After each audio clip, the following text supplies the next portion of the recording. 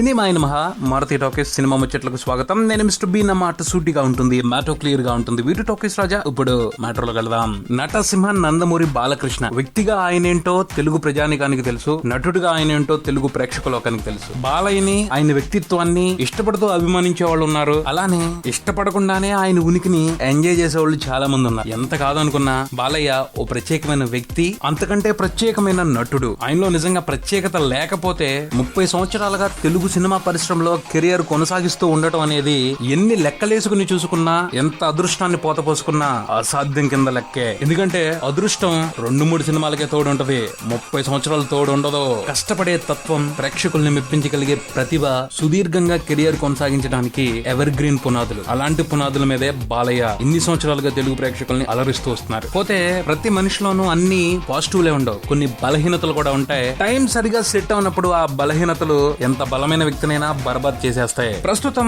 బాలయ్య కూడా అటువంటి పరిస్థితుల్లోనే ఉన్నారని చెప్పుకోవాలి. అంటే బాలయ్య తప్పు చేయలేదు అని చెప్పడం కాదు, జరిగింది, పొరపాటు జరిగింది. సావిత్రి ఆడియో విడుదల వేదిక మీద బాలయ్య అలా మాట్లాడటం ఏ విధంగానూ సమర్థనీయం కాదు. కొన్ని వీక్ మూమెంట్స్ ఉంటాయి, అప్పుడు తెలియకుండానే తప్పులు దొల్లిపోతాయి. పోతే ఈ విషయానికి సంబంధించి బాలయ్య నేను అలా అనలేదు అని సమర్థించుకోలేదు. అసెంబ్లీ వేదికగా దర్జాగా క్షమాపణలు కోరారు, తన హుందాతనాన్ని నిలబెట్టుకున్నారు. అక్కడితో ఆ సమస్యకి దాదాపు ఎండ్ కార్డ్ పడిపోయింది. కానీ బాలయ్య ఆ మాటలు అన్న దగ్గర నుంచి అసెంబ్లీలో క్షమాపణ చెప్పే లోపు ఈ విషయాన్ని వీలైనంత పెద్దది చేసి బాలయ్య గౌరవానికి మచ్చ తీసుకురావడానికి రకరకాల ప్రయత్నాలు జరిగినాయి. పొరపాటు బాలయ్య వైపు ఉంది కాబట్టి నిజాయితీగా విమర్శించే హక్కు ప్రతి ఒక్కరికి ఉంది, దాన్ని తప్పు పట్టలేం. కానీ ఆ విమర్శల్లో భాగంగా బాలయ్య తెలంగాణ నటుడు కాదు, ఆంధ్ర నటుడు, ఓ వల్గర్ స్టార్ అంటూ కొన్ని అంశాలను ఇన్వాల్వ్ చేయడం మాత్రం కరెక్ట్ గా అనిపించలేదు. బాలయ్య తెలుగు వారందరికీ తెలుసు, పొరపాటు జరిగిందని ఆయన్ని ఓ ప్రాంతం వ్యక్తిగానే పాయింట్అవుట్ చేసి చూపించడం ఎంతవరకు కరెక్ట్ అనుకోవాలి? ఇష్యూతో సంబంధం లేకుండా ప్రాంతీయత గురించి ఎందుకు మాట్లాడాలి? బాలయ్య పొరపాటే చేశారు, కానీ ఈ ఒక్క పొరపాటుతోనే ఆయన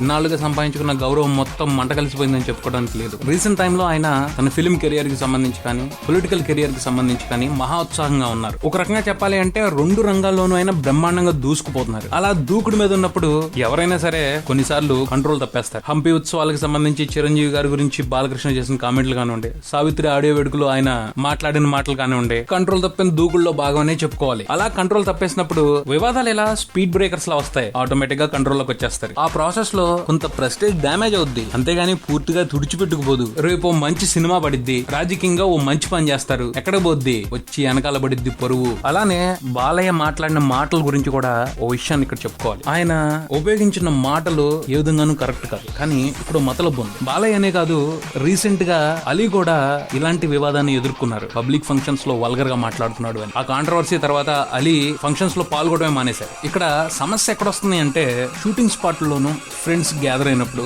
జనరల్ గా ఇలాంటి మాటలు నడుస్తూ ఉంటాయి. ఆ నలుగురు వరకు అవి కరెక్ట్ అనిపించవచ్చు, కానీ పబ్లిక్ లోకి వచ్చేప్పటికీ నలుగురే ఉండరు కదా, కోట్ల మంది ఉంటారు. అందరి మనోభావాలు ఒకేలా ఉండాలి అనేం లేదు. అయినప్పటికీ ప్రతి ఒక్కరి మనోభావాన్ని గౌరవించే తీరాలి. కాబట్టి పబ్లిక్ వేదికల్లో మాట్లాడుతున్నప్పుడు ప్రముఖులు చాలా జాగ్రత్తగా ఉండాలి అన్న విషయాన్ని బాలయ్య వివాదం మరోసారి గట్టిగా నొక్కి చెప్తుంది అని చెప్పుకోవాలి.